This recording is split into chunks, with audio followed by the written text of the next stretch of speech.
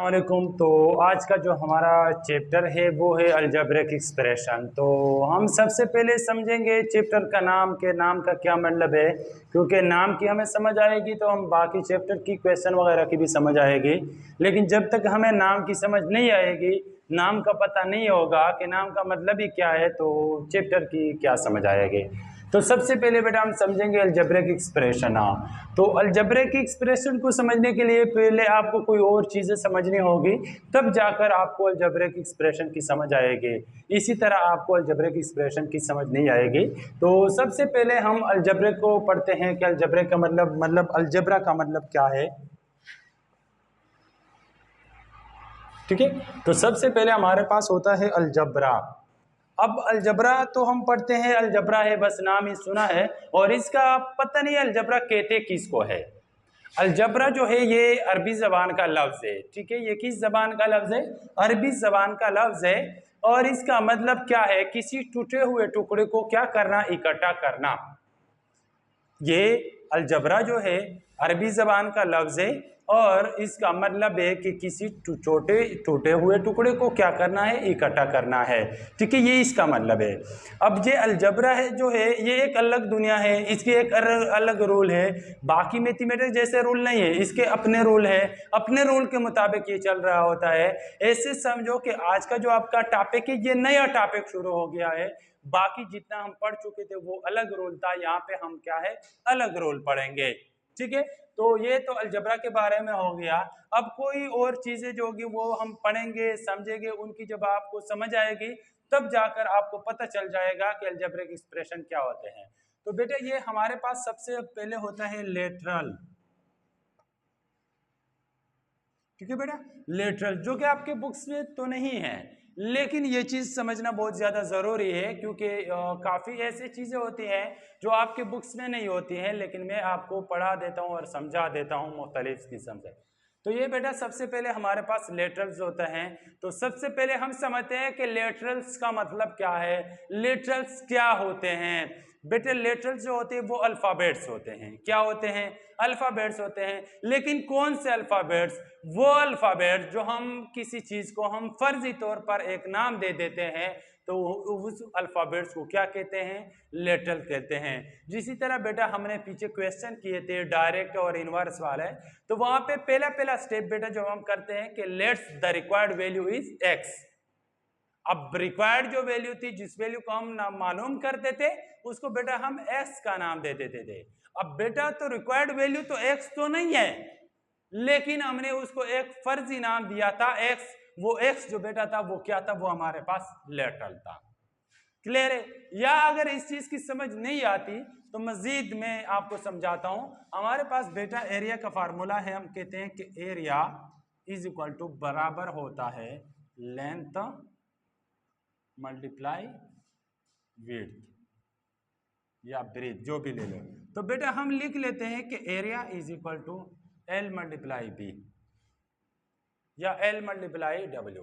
अब बेटा एरिया का फार्मूला तो एल मल्टीप्लाई डब्ल्यू तो नहीं है, एरिया का जो फार्मूला है वो तो लेंथ मल्टीप्लाई विड्थ है, एल मल्टीप्लाई डब्ल्यू तो नहीं है। तो हमने शॉर्टकट उसको एल मल्टीप्लाई बी लिख दिया।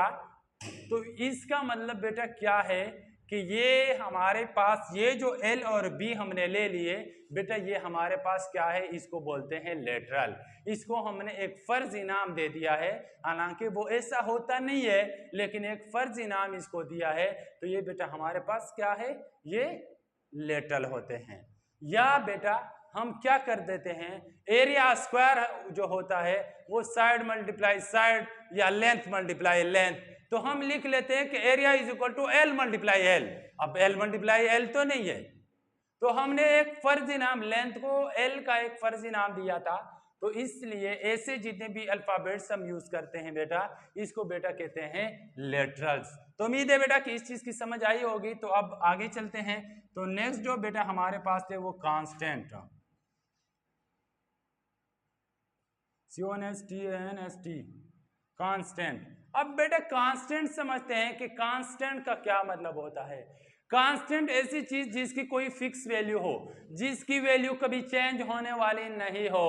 अब हमारे पास जितने भी डिजिट है ये सब कांस्टेंट है, फिक्स है। अब 2 है तो 2 की वैल्यू 2 है, ये कभी चेंज नहीं होती कि ये कभी कभी 3 बन जाती है, तो ये फिक्स वैल्यू होती है, तो इसको बेटा क्या बोलते हैं, कांस्टेंट बोलते हैं। ठीक है, तो इसी तरह बेटा नंबर 3 पे मैं समझाता हूं। नंबर 3 पे बेटा होता है वेरिएबल। ठीक है बेटा, क्या होते हैं, वेरिएबल। अब बेटा वेरिएबल जो है वो भी हमारे पास अल्फाबेट्स होते हैं। अब लेटरल भी अल्फाबेट्स होते हैं और वेरिएबल भी अल्फाबेट्स होते हैं। अब बेटा इसमें फर्क फिर क्या हुआ कि वो भी अल्फाबेट्स है, ये भी अल्फाबेट्स है, लेकिन बेटा जो वेरिएबल अल्फाबेट्स होते हैं वो किसी डिजिट के साथ लगे हुए होते हैं, वो फर्जी तौर नहीं होते हैं, उनका कोई ना कोई वैल्यू होता है। ठीक है, इसी तरह बेटा मैं एग्जांपल देता हूं। अब बेटा मैं x+1, अब बेटा x की कोई वैल्यू है जो हमें अभी तक मालूम नहीं है। ये x जो बेटा है ये क्या है, ये वेरिएबल है, और बेटा ये जो 1 जो है ये बेटा क्या है, ये कांस्टेंट है। 1 की फिक्स वैल्यू है। अब वेरिएबल की जो होती है वो उसकी फिक्स वैल्यू नहीं होती है। ठीक है, ये एमसीक्यूज में भी बेटा ये चीज आ सकती है कि वेरिएबल की क्या होती है, फिक्स वैल्यू नहीं होती है, कांस्टेंट की जो होती है उसकी फिक्स वैल्यू होती है। ठीक है बेटा, तो अब हम मजीद समझते हैं। मजीद बेटा हमारे पास नंबर 4 पे होता है कोफिशिएंट। ठीक है बेटा, अब बेटा कोफिशिएंट का क्या मतलब है। अब कोफिशिएंट का बेटा मतलब है कि वेरिएबल के साथ जो भी होता है वो बेटा हमारे पास क्या है, कोफिशिएंट है। कैसे बेटा, तो मैं आपको समझाता हूं। मैं लिखता हूं 2s² + 1। अब बेटा वेरिएबल, अब यहाँ पे जो वेरिएबल है वो बेटा क्या है, x है। x जो बेटा है वो क्या है, वो वेरिएबल है, x वेरिएबल है। अब x के साथ स्टार्ट में 2 है, ये 2 बेटा जो है ये क्या है, ये कोफिशिएंट हो जाएगा। ऊपर जो 2 है वो बेटा आपको बताया था कि पावर या एक्सपोनेंट वो पावर होती है। अब बेटा ये 1 जो है ये तो आपको बताया था कि ये बेटा क्या होती है, कांस्टेंट होती है। ठीक है बेटा, आपको कोफिशिएंट की भी समझ आ गई। अगर आपसे कोई कह दे कि 2x, इसमें बेटा आप वेरिएबल बता दो, तो इसमें बेटा वेरिएबल 2x नहीं है, इसमें बेटा वेरिएबल क्या है, x है। ये 2 जो है वो कोफिशिएंट है। अब अक्सर बच्चे वहां पे आपसे एमसीक्यूज में आ जाता है तो वहां पे जो वो लिख लेते हैं कि 2x है। अब 2x तो नहीं है, वेरिएबल उसमें जो है वो x है, 2 जो बेटा है वो क्या है, वो कांस्टेंट है। ठीक है बेटा, तो उम्मीद है बेटा कि इस चीज़ की कुछ ना कुछ समझ आई होगी। तो अब हम आगे मज़ीद चलते हैं, मज़ीद टॉपिक आपको मैं समझाता हूँ। फिर हम मेन मकसद जो मेरा समझाने का है वो आपको अलजेब्रिक एक्सप्रेशन है, वो चीज़ मैं आपको समझाता हूँ कि अलजेब्रिक एक्सप्रेशन क्या होती है। लेकिन अलजेब्रिक एक्सप्रेशन को समझने के लिए ये चीज़ें नहीं है, ये आपको समझना है। इस चीज की जब आपको बेटा समझ आएगी तब जाकर बेटा आपको पता चलेगा कि अलजेब्रिक एक्सप्रेशन क्या होता है। ठीक है बेटा, अब हम बेटा बोलते हैं अलजेब्रिक टर्म। ठीक है बेटा, अब हमारा टॉपिक है अलजेब्रिक टर्म क्या होता है।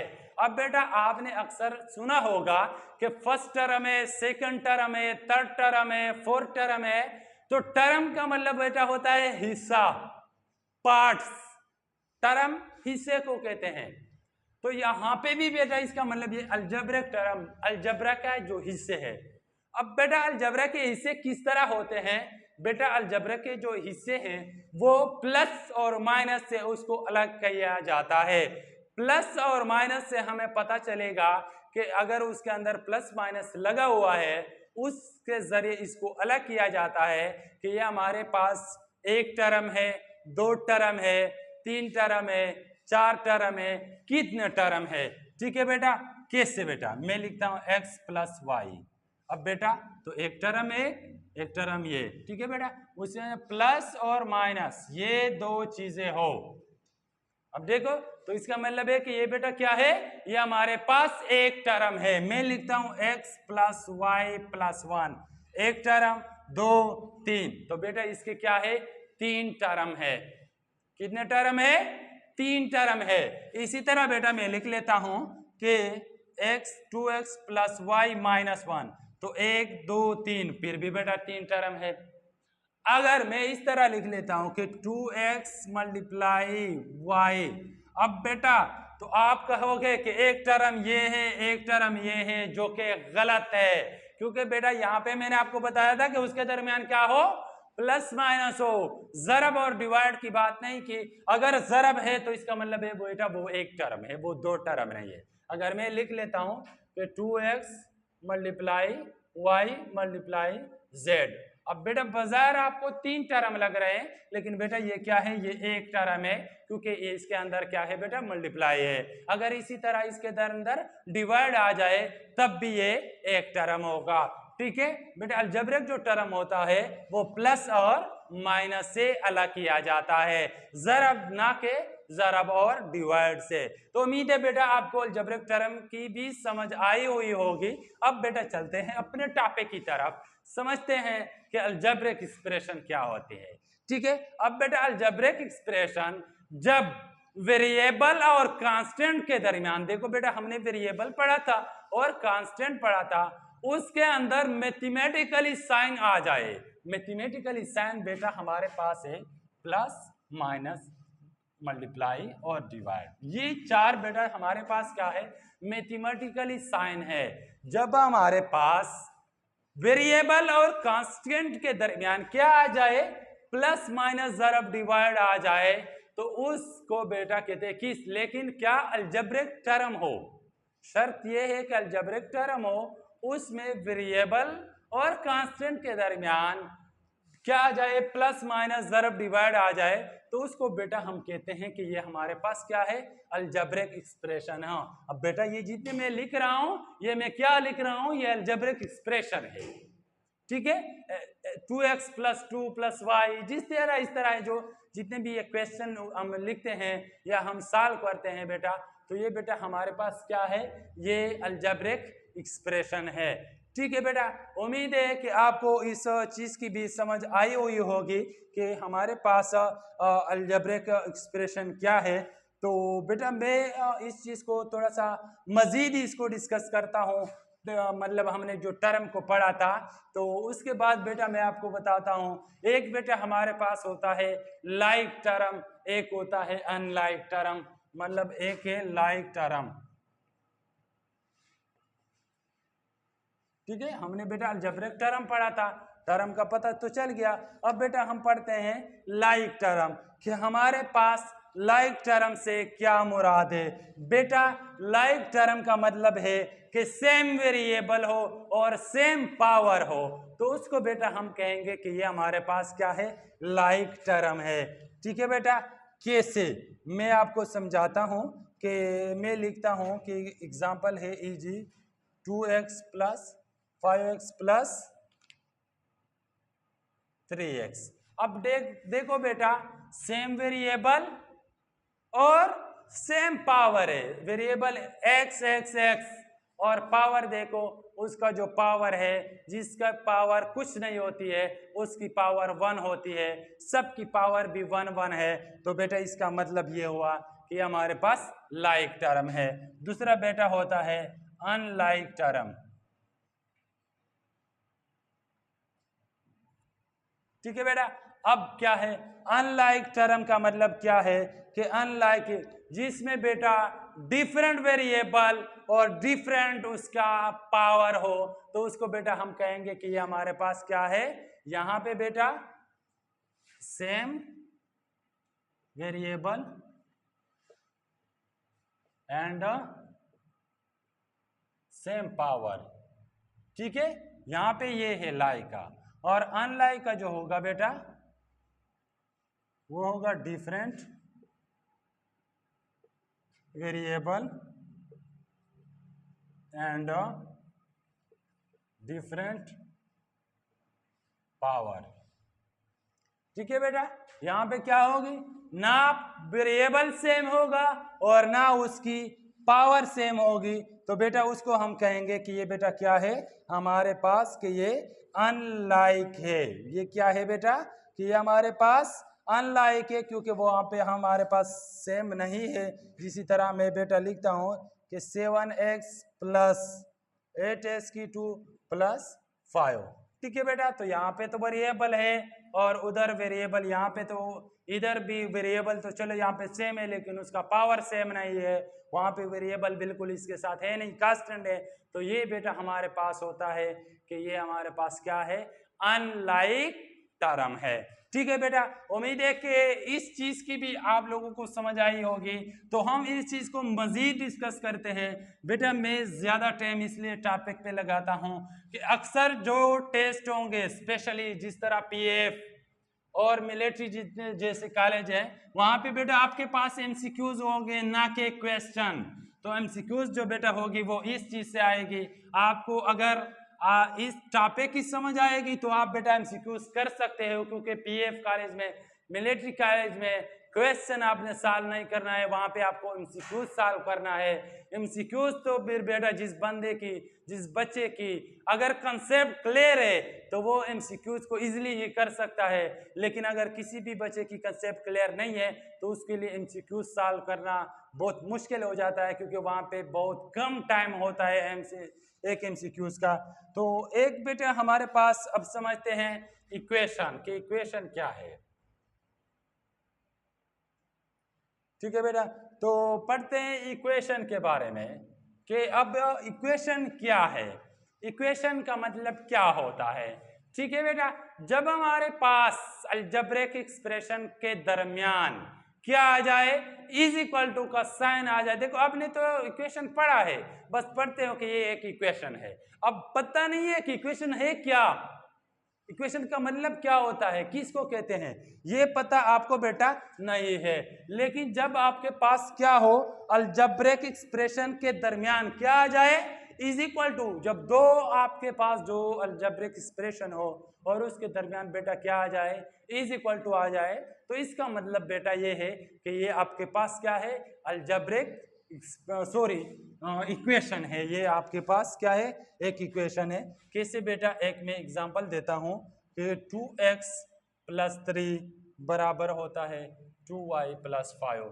बेटा अब देखो हमारे पास एक ये अलजेब्रिक एक्सप्रेशन है, एक वो, और दरमियान में बेटा देखे क्या है, इज इक्वल टू लगा हुआ है, तो इसका मतलब है कि ये क्या है बेटा, इक्वेशन है। अब दूसरा बेटा हमारे पास क्या है, दूसरा बेटा हमारे पास है इनइक्वालिटी।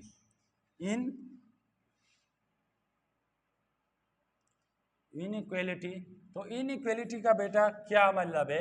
अब इनइक्वालिटी किसको कहते हैं, इनइक्वालिटी का बेटा मतलब क्या है, जब बेटा हमारे पास दो अलजेब्रिक एक्सप्रेशन के दरमियान कौन से साइन, ये साइन आ जाए, ग्रेटर का, स्मॉलर का, ग्रेटर आर इक्वल का, या स्मॉलर आर इक्वल का।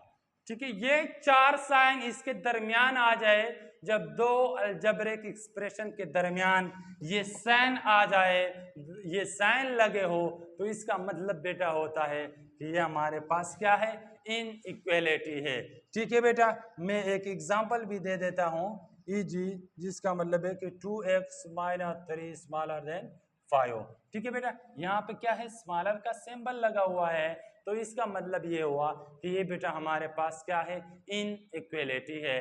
ठीक है बेटा, तो उम्मीद है इस चीज की भी आपको समझ आई होगी। मजीद आप खुद प्रैक्टिस करोगे या एक्सरसाइज को देखोगे तो मजीद आपका कंसेप्ट क्लियर हो जाएगा। तो बेटा मैं आपको मजीद दो टॉपिक्स पढ़ाता हूँ, एक बेटा होता है सेंटेंस और दूसरा बेटा होता है स्टेटमेंट। अब बेटा सेंटेंस का क्या मतलब होता है और स्टेटमेंट का क्या मतलब होता है। अब बेटा सेंटेंस उस चीज को कहते हैं जो बिल्कुल करेक्ट हो और वो क्या हो, वो बिल्कुल सच कह रहा हो, तो उस ऐसे उसको क्या हम कहते हैं, सेंटेंस कहते हैं। ठीक है बेटा, ये चीज भी आपके बुक्स के अंदर नहीं है लेकिन आपको मैं समझा देता हूं। और दूसरा जो स्टेटमेंट बेटा होता है वो गलत कह रहा होता है, वो गलत भी हो सकता है और सही भी हो सकता है। कैसे बेटा, जैसे मैं कहता हूं कि मैं पाकिस्तानी हूं, तो बेटा ये सेंटेंस बिल्कुल करेक्ट है, तो ये क्या है, ये सेंटेंस है। अब बेटा मैं कहता हूं कि मैं हिंदुस्तानी हूं, अब बेटा मैं हिंदुस्तानी तो नहीं हूं, अब ग्रामेटिकली लिहाज से या फिक्र को देखे ये तो सही है, लेकिन मैं जो कुछ कह रहा हूं वो मैं सही नहीं कह रहा हूं, इसको बेटा कहते हैं कि ये क्या है, ये स्टेटमेंट है। ठीक है बेटा। अब अगर मैं मजीद एग्जांपल दे दूं, मैं कह दूं कि 1 जो है ये इवन नंबर है, 1 इज एन इवन नंबर। अब ग्रामेटिकली ये फिक्र तो गलत नहीं है, सही मैंने लिखा है कि 1 इज एन इवन नंबर, लेकिन असल में ये 1 जो है ये इवन नंबर नहीं है, इसलिए बेटा इसको हम बोलेंगे कि ये स्टेटमेंट है, ये सेंटेंस नहीं है। क्योंकि सेंटेंस जो होगा वो कैसे होगा कि 1 इज एन ऑड नंबर, कि 1 जो है वो क्या है, ऑड नंबर है, तो बेटा फिर हम उसको कहेंगे कि ये क्या है बेटा, ये सेंटेंस है। तो उम्मीद है बेटा कि इस चीज़ की भी आपको समझ आई होगी कि सेंटेंस और स्टेटमेंट में क्या फ़र्क है। तो बेटा मज़ीद हम थोड़े से इस चीज़ को मज़ीद डिफाइन करते हैं। तो सेंटेंस को इसने मज़ीद डिफाइन किया है। एक बेटा होता है ओपन सेंटेंस, एक होता है ओपन सेंटेंस, और दूसरा बेटा हुआ है क्लोज सेंटेंस। बेटा ये टॉपिक अगर आप लोगों को थोड़ा सा मुश्किल लग रहा होता है तो आप बार बार इस वीडियो को बार बार देख सकते हो, तो बार बार उस चीज़ की फिर आपको समझ आ जाएगी। क्योंकि इसलिए मैं ये लेक्चर थोड़ा सा लंबा हो रहा है, वो इसलिए कि ये टॉपिक जो है वो बिल्कुल न्यू है, इसके रूल न्यू है, सब कुछ यहाँ पे न्यू चीज़ें चल रही है। इसलिए मैं कहता हूँ कि पीरियड के स्टार्ट में आपको ये सब चीज़ें मैं क्लियर करवा दूँ, फिर आगे क्वेश्चन करने में हमारे लिए कोई मसला नहीं होगा। तो बेटा ओपन स्टेटमेंट का क्या, ओपन सेंटेंस का क्या मतलब है? ऐसा सेंटेंस जिसमें अननोन वैल्यू दिया गया हो, जिसमें क्या हो, अननोन वैल्यू हो, कोई वैल्यू न मालूम हो, तो बेटा उसको हम कहते हैं कि ये क्या है, ये सेंटेंस है। कैसे बेटा, मैं लिखता हूं 4 मल्टीप्लाई अब डैश इज इक्वल टू 8। अब देखो बेटा ये मैंने एक एग्जाम्पल लिख दिया है। अब देखो बेटा यहाँ पे मैंने एक डैश लिख दिया है, इसका मतलब बेटा ये है कि 4 के साथ कोई आदाद मल्टीप्लाई हो रहा है जिससे 8 आता है, तो बेटा वो आदाद क्या आता है, 2 आता है। 4 2 आर 8। देखो यहाँ पे अननोन वैल्यू थी, यहाँ पे बेटा एक वैल्यू ना मालूम थी, तो ऐसे जो होंगे इसको बेटा हम बोलेंगे कि ये ओपन स्टेटमेंट है, ओपन सेंटेंस है। दूसरा बेटा जो क्लोज सेंटेंस है, वो क्लोज सेंटेंस बेटा जो होता है वो सही भी होता है और गलत भी होता है, लेकिन वहां पे बेटा क्या हो, अननोन वैल्यू नहीं होती है। इसी तरह बेटा मैंने एग्जांपल दे दी कि 1 इज एन इवन नंबर। ठीक है बेटा। अब यहाँ पे तो अननोन वैल्यू नहीं है, ऑलरेडी 1 जो है वो मालूम है, लेकिन सही भी नहीं है। 1 जो है सेंटेंस तो है, लेकिन ये बेटा क्लोज सेंटेंस है क्योंकि ये गलत कह रहा है। 1 जो है वो क्या है, वो इवन नंबर नहीं है, 1 जो है वो बेटा क्या है, ऑड नंबर है। ठीक है बेटा। तो उम्मीद है कि बेटा इस चीज़ की भी आप लोगों को समझ आई हुई होगी। तो बेटा इसमें जो हमारे पास एक्सरसाइज है, तो एक्सरसाइज में पहले पहले अननोन वैल्यू के बारे में पूछा जाता है, जो कि सिंपल है बेटा, आप लोगों ने खुद करने हैं, कर सकते हो, कोई मसला नहीं है। दूसरा बेटा, दूसरी नंबर पे आपसे बेटा पूछ रहा है separate open and clause sentence. देखो बेटा ओपन और क्लोज सेंटेंस के बारे में पूछ रहा है, अभी मैंने आपको करवाया है सेकंड नंबर पे। तो बेटा ये भी आप देखे, अगर अननोन वेरिएबल कोई लगा हुआ है तो इसका मतलब है वो अननोन वैल्यू है, तो वो बेटा ओपन सेंटेंस होगा। अगर कोई अननोन वैल्यू बेटा नहीं है तो इसका मतलब है कि ये बेटा क्या है, क्लोज सेंटेंस है। उसके बाद नंबर 3 पे बेटा कंप्लीट द फॉलोइंग टेबल है, अलजेब्रिक एक्सप्रेशन दिया गया है। पहले पहले नंबर ऑफ टर्म के बारे में पूछा जाता है, तो बेटा टर्म भी मैंने आपको समझा दिया था, उसी तरह कर ले। उसके बाद बेटा वेरिएबल के बारे में पूछा जाता है, तो उसके अंदर वेरिएबल देखे कि वेरिएबल कितना है। अब बेटा पहला पहला क्वेश्चन है वो 4xy है, तो इसमें टर्म एक वेरिएबल 2 है, एक x है और एक y है, और इस कांस्टेंट इसके अंदर नहीं है, वो 0 है। ठीक है बेटा। नंबर 4 पे बेटा वो पूछ रहा है separate like and unlike term. बेटा लाइक और अनलाइक टर्म भी मैंने आपको समझाया था, तो वो भी आप बता दें कि ये लाइक टर्म है या अनलाइक है। नंबर 5 पे बेटा है separate the equation and inequality. बेटा ये चीजें भी मैंने समझाई थी। अगर इक्वल है तो ये इक्वेशन है, अगर उसके अंदर कोई ग्रेटर स्मॉलर का सिंबल लगा हुआ है तो इसका मतलब बेटा है कि ये हमारे पास क्या है, सो इनइक्वालिटी है। तो बेटा हम चलते हैं मजीद, नेक्स्ट जो एक्सरसाइज का टॉपिक है उसको स्टार्ट करते हैं, तो वो समझते हैं कि उसका बेटा क्या मतलब है। नेक्स्ट जो टॉपिक होगा हमारे पास उसको करते हैं।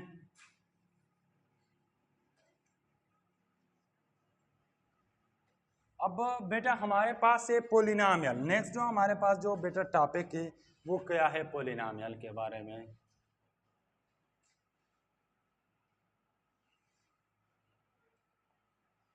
ठीक है बेटा, अब पोलिनोमियल के बारे में, तो बेटा अक्सर हमने ये सुना है, पोलिनोमियल के बारे में हमने सुना है कि पोलिनोमियल क्या होता है। तो बेटा सॉरी, मतलब पोलिनोमियल का नाम सुना है, पता नहीं होता कि पोलिनोमियल क्या होते हैं। बेटा पोलिनोमियल जो होता है जिसमें हमारे पास वेरिएबल की पावर क्या हो, होल नंबर हो, तो उसको बेटा हम कहते हैं कि ये हमारे पास क्या है, पोलिनोमियल है, जिसमें वेरिएबल की पावर होल नंबर हो। या अगर मैं इसको सादा अल्फाज में आपको बता दूं, जब वेरिएबल की पावर पॉजिटिव हो, प्लस में हो, नेगेटिव नहीं हो, तो बेटा हम उसको क्या कहते हैं कि ये हमारे पास पोलिनोमियल है। ठीक है बेटा, पावर को देखेंगे, या बेटा हमारे पास कभी कभार ऐसे आ जाता है कि 1/x। अब बेटा जब बच्चों से हम पूछ लेते तो वो कहता है कि ये पोलिनोमियल है, या मैं लिखता हूँ x2, तो वो कह रहे हैं कि देखो सर वेरिएबल की पावर तो +2 है, लेकिन बेटा ये हमारे पास क्या है, पोलिनोमियल नहीं है। क्यों नहीं है कि बेटा देखो हमने नेगेटिव एक्सपोनेंट के बारे में पढ़ा था कि हमारे पास जब भी नेगेटिव एक्सपोनेंट, ये उसको पॉजिटिव बनाएंगे तो उसको बेटा जब ये हमारे पास ऊपर चला जाएगा तो बेटा ये क्या हो, ये नेगेटिव में चला जाएगा, तो इसलिए बेटा ये क्या है, ये हमारे पास पोलिनोमियल नहीं है। ठीक है बेटा, तो इसकी भी आप लोगों को बेटा समझ आई हुई होगी।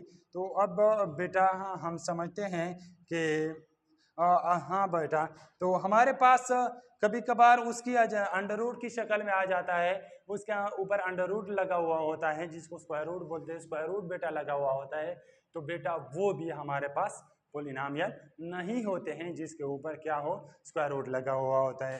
तो बेटा हम मजीद इस चीज़ को डिस्कस करते हैं कि टाइप्स ऑफ पोलिनोमियल कितने होते हैं, टाइप्स ऑफ पोलिनोमियल।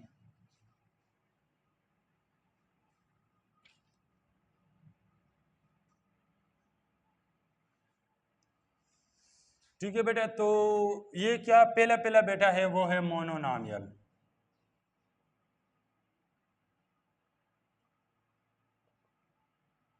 अब बेटा पहला पहला क्या है, मोनोनोमियल है। तो बेटा यहाँ पे समझते हैं कि मोनोनोमियल से क्या मुराद है, मोनोनोमियल किसको कहते हैं। बेटा सिंपल सी बात है, जिसके अंदर एक टर्म हो उसको बेटा हम कहते हैं कि ये मोनोनोमियल है। ठीक है बेटा, नंबर 2 पे है, इसी तरह बेटा हमारे पास मैं लिखता हूँ 3s2, ये एक टर्म है तो इसको मोनोनोमियल कहते हैं। दूसरा बेटा है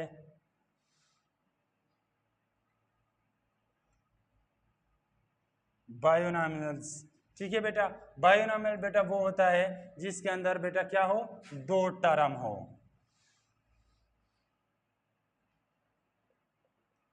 ठीक है बेटा, अब एक टर्म ये एक टर्म हो तो इसको बेटा कहते हैं बायोनोमियल। नंबर 3 पे बेटा हम पढ़ते हैं ट्रायनोमियल।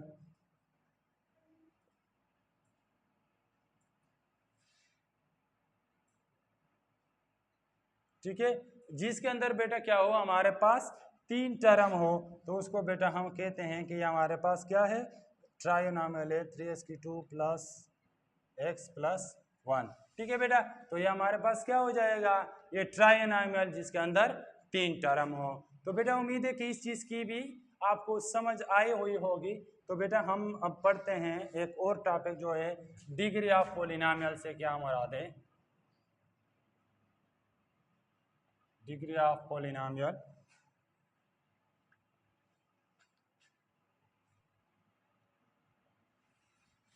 ठीक है बेटा, अब डिग्री ऑफ पोलिनोमियल से क्या मुराद है कि डिग्री ऑफ पोलिनोमियल किसको कहते हैं। बेटा वेरिएबल की हाईएस्ट पावर को क्या कहते हैं, पोलिनोमियल कहते हैं। वेरिएबल की हाईएस्ट जो पावर होगी, जो सबसे बड़ी पावर होगी, उसको बेटा हम कहेंगे कि ये क्या है, डिग्री ऑफ पोलिनोमियल है। ठीक है बेटा, हम पावर देखेंगे वेरिएबल की, इसमें बड़ा पावर कौन सा है तो वो हम करेंगे। अगर हमारे पास एक साथ वेरिएबल है तो उसकी पावर को बेटा हम क्या करेंगे, प्लस करेंगे और उसकी पावर को बताएंगे। तो बेटा उम्मीद है कि इस चीज़ की भी आप लोगों को समझ आई हुई होगी। तो चलते हैं एक्सरसाइज की तरफ। एक्सरसाइज 2.3 है। ठीक है बेटा, तो अब 2.3 जो है हमारे पास, पहला क्वेश्चन बेटा है कि which of the following algebraic expression are polynomial, कि इसमें कौन से जो अलजेब्रिक एक्सप्रेशन दिए गए हैं वो पोलिनोमियल है। तो बेटा मैंने पोलिनोमियल ऑलरेडी आपको समझाया हुआ है, तो उसके मुताबिक आप देखिए जो जिसका होल नंबर पावर होगा वो पोलिनोमियल होगी। नंबर 2 क्वेश्चन है find the degree of polynomial given in question 1। तो क्वेश्चन 1 में क्वेश्चन दिए गए हैं बेटा, उसकी डिग्री बतानी है। तो बेटा हाईएस्ट जो पावर होगी वो क्या होगी, वो इसकी डिग्री हो जाएगी। नंबर 3 पे है एड द फॉलोइंग एक्सप्रेशन, मंदरजा झेल जो एक्सप्रेशन दिए गए हैं बेटा वो क्या करने हैं, प्लस करने हैं। तो बेटा यहाँ पे एक रूल है जो आपको समझना होगा, हमेशा हमारे पास अलजब्रा में सेम वेरिएबल के साथ प्लस भी होता है माइनस भी होता है। ये बातें आपने ज़हन में रखनी है कि सेम वेरिएबल के साथ प्लस भी हो सकता है और माइनस भी हो सकता है। अगर वो बेटा सेम वेरिएबल नहीं है तो वो ना प्लस हो सकता है ना माइनस हो सकता है। तो बेटा इसको मैं साफ करता हूँ, ये क्वेश्चन में आपके लिए बेटा कर देता हूँ ताकि आपको इस चीज़ की समझ आ जाए कि देखो क्वेश्चन को किस तरह हमने सॉल्व करना है। तो बेटा एक्सरसाइज हमारे पास जो है वो क्या है, 2.3 एक्सरसाइज 2.3 है। तो उसमें बेटा है एड द फॉलोइंग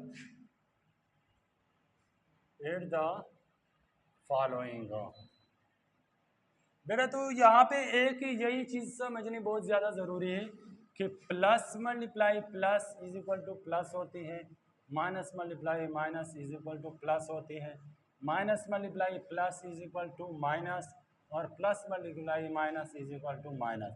ठीक है बेटा, ये जो टेबल होगा ये बहुत ज़्यादा ज़रूरी है, आपने इसको समझना है कि साइन हमारे पास किस तरह प्लस होंगे किस तरह माइनस होते हैं। ठीक है बेटा, तो क्वेश्चन नंबर 1 बेटा दिया गया है। क्वेश्चन नंबर 1 है 4x² माइनस 8x प्लस 12 कामा 6x² प्लस 5x प्लस 4। ठीक है बेटा, ये एक क्वेश्चन दिया गया हुआ है। तो बेटा इसको मैं लिखता हूँ, पहला जो टर्म है मैं लिख लेता हूँ 4x² माइनस 8x प्लस 2। ठीक है बेटा, अब सेम वेरिएबल, अब देखो वेरिएबल को, ये x² है तो ये 6x²। ठीक है बेटा, हम कोफिशिएंट को बेटा नहीं देखेंगे, तो ये बेटा हमारे पास 12 है, 2 नहीं है, ये बेटा हमारे पास क्या है 12 है। तो बेटा हम कोफिशिएंट को नहीं देखेंगे, वेरिएबल को देखेंगे। तो ये x² है तो इधर x² है तो ये इसके नीचे, हालांकि कोफिशिएंट इधर 4 है इधर 6 है, इसके साथ बेटा हमारा कोई ताल्लुक नहीं है, हम वेरिएबल को देखेंगे। यहाँ पे भी वेरिएबल x है तो इधर भी x है, तो इधर प्लस 5x। कोफिशिएंट को बेटा में बार बार के कोफिशिएंट को हम नहीं देखेंगे, वेरिएबल अगर सेम है तो वो इसके नीचे आ जाएगा, ये भी कांस्टेंट है ये भी कांस्टेंट है। अब बेटा ऐसे लाइन लगा लोगे। अब बेटा जिसके साथ कोई साइन नहीं है तो उसके साथ बेटा प्लस वाली साइन होती है, जिसके अंदर साथ कोई भी साइन नहीं हो तो वो प्लस होती है। अब बेटा प्लस प्लस प्लस होता है तो इसका मतलब है कि इसको प्लस करना है, तो 4 प्लस 6 ये 10 और ये बेटा क्या है x² हो जाएगा। ठीक है बेटा, प्लस और माइनस में कोफिशिएंट प्लस भी होगा कोफिशिएंट माइनस होगा, वेरिएबल सेम टू सेम बेटा वैसे लिखेंगे, उसको नहीं छेड़ेंगे। ठीक है, अब बेटा यहाँ पे फिर देखेंगे कि इसमें बड़ा वेरिएबल कौन सा है, तो बड़ा जो है वो हमारे पास 6x² है, उसके साथ प्लस है तो इधर भी बेटा प्लस आ जाएगा। अब बेटा इधर आ जाएगा, इधर माइनस है इधर प्लस है, माइनस प्लस माइनस बेटा होता है, तो इसको बेटा क्या करना है माइनस करना है। अब बेटा 8 से जब 5 चला जाए तो बेटा हमारे पास क्या 3x आ जाता है। देखो बेटा मैंने कहा था कि वेरिएबल को हम कुछ नहीं कहेंगे। अब बेटा इसमें देखेंगे इसमें बड़ा कौन सा है, तो बड़ा बेटा हमारे पास 8 है, और 8 के साथ माइनस है, बड़े डिजिट के साथ जो भी अलामत होगी बेटा हम वही लगाएंगे, लेकिन कब? प्लस और माइनस में से। उसके बाद यहाँ पे प्लस प्लस प्लस होता है, इसको प्लस करेंगे तो ये बेटा क्या 16 हो जाएगा और बड़े अलामत की प्लस है। ठीक है बेटा, तो ये बेटा इसका हमारे पास क्या है? आंसर है। उम्मीद है बेटा कि इस चीज की भी आपको समझ आई हुई होगी। बाकी बेटा इसके जितने भी क्वेश्चन है वो सेम टू सेम इसी तरह है करने हैं। नंबर 5 वो कह रहा है the sum of two polynomial is, वो कहते हैं कि दो पोलिनोमियल जो है वो इतने हैं, इफ वन इज इतना फाइंड द सेकंड पोलिनोमियल। वो कह रहा है कि सॉरी बेटा मैं नीचे चला गया हूँ बहुत ज़्यादा। नंबर 4 पे बेटा है कि हमारे पास ये तो बेटा प्लस वाले थे, बेटा प्लस वाले इसी तरह करने हैं। अब बेटा मैं आपको समझा रहा हूँ माइनस वाले कि बेटा माइनस वाले कैसे करने हैं। क्वेश्चन नंबर 4 है subtract,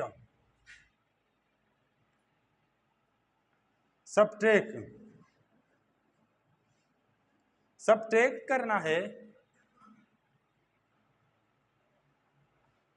subtract the first polynomial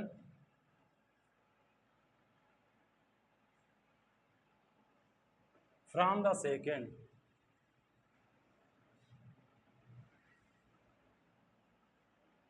polynomial। ठीक है बेटा कि पहले को दूसरे से क्या करना है? माइनस करना है। तो मैं लिखता हूं क्वेश्चन नंबर 1 है 5x2 प्लस 2x माइनस 1 कामा, दूसरा है बेटा 10x2 प्लस 8x प्लस 7। ठीक है बेटा, पहले को दूसरे से माइनस करना है तो पहला हम ये लिखेंगे, तो बेटा हम लिखेंगे 10x2 प्लस 8x प्लस 7। ठीक है बेटा, अब हम सेम वेरिएबल को देखेंगे, यहाँ पे x2 है, यहाँ पे x2 है, तो बेटा इधर आ जाएगा 5x2, इधर x है इधर x है, तो बेटा प्लस 2x, इधर भी कांस्टेंट है तो -1। ठीक है बेटा, लाइन लगा दे। अब बेटा माइनस में क्या करना है? वो तो प्लस वाला तरीका था। अब बेटा अलजबरा में माइनस में हम क्या करेंगे? पहले बेटा जहां पे कोई साइन नहीं हो, ये 10 है तो इधर भी प्लस आ जाएगा, इधर भी प्लस, जिसके साथ कोई साइन नहीं है उसके साथ बेटा प्लस होता है। अब बेटा माइनस में हम क्या करेंगे? माइनस में जो नीचे वाला जो टर्म होगा, नीचे वाला जो अलजेब्रिक एक्सप्रेशन होगी, उसकी हम क्या करेंगे? साइन चेंज कर देंगे। मतलब इधर प्लस से माइनस आ जाएगा, इधर प्लस से माइनस आ जाएगा, इधर माइनस है तो बेटा इधर प्लस आ जाएगी। ठीक है बेटा, माइनस में नीचे वाले, सब्ट्रैक्शन में नीचे वाले की साइन चेंज करेंगे, प्लस में नहीं करेंगे, माइनस में करेंगे। अब बेटा देखो ये प्लस से प्लस माइनस, अब देखो प्लस माइनस माइनस होता है, तो बेटा 10 से जब 5 चला गया 5s2, बेटा मैंने आपको पहले बताया था कि वेरिएबल को हमने कुछ नहीं कहेंगे। अब बेटा फिर है बेटा प्लस माइनस, देखो ये प्लस और माइनस, अब जो साइन चेंज किया उसके साथ हमारा ताल्लुक खत्म हो गया, प्लस माइनस फिर माइनस, 8 से 2 तो 6 और x। अब बेटा देखिए इसमें 8 बड़ा है या 2 बड़ा है, तो 8 बड़ा है, 8 के साथ प्लस है तो बेटा इधर भी प्लस आ जाएगा। अब इधर प्लस प्लस प्लस तो 7 8 आ जाएगा। अब 7 बड़ा है या 1, तो बेटा 7 बड़ा है, 7 के साथ प्लस है तो इधर भी बेटा प्लस आ जाएगा। तो बेटा ये हमारे पास क्या है? इसका आंसर है। तो माइनस वाले जितने भी बेटा क्वेश्चन होंगे या सब्ट्रैक्शन वाले, तो वो सारे बेटा इसी तरह करने हैं। उसके जो नीचे वाले होंगे उसकी बेटा क्या होगी? साइन को चेंज करनी है।